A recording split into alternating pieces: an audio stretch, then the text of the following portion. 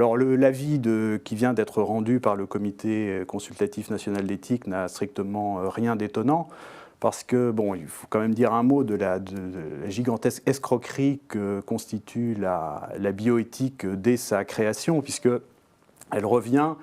La bioéthique, sa fonction, en fait, c'est d'approuver ce que l'éthique normale réprouve. Et alors, pour faire accepter précisément ces transgressions, on soustrait un certain nombre de questions qui concernent tout le monde à l'appréciation de tout le monde pour les confier à des comités de prétendus experts qui sont censés juger en notre nom. Oui. Et en plus, l'escroquerie... Ils sont censés avoir entendu les différents courants.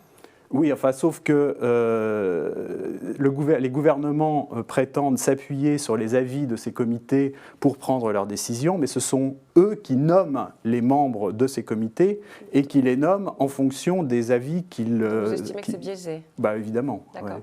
Alors vous dites autre chose dans votre livre, c'est qu'en fait, le progrès technique allant tellement vite, la démocratie n'arrive même pas à suivre. Donc finalement, le politique n'a plus d'emprise sur la science ou le progrès technique. Ah ben il est vrai que la démocratie, pour pouvoir véritablement s'exercer, elle a sa propre temporalité. Les débats ont besoin de temps pour se développer, pour que les arguments des uns et des autres soient entendus, sédimentent. Et aujourd'hui, on a un rythme d'innovation technologique, effectivement, qui place la démocratie dans une situation extrêmement difficile.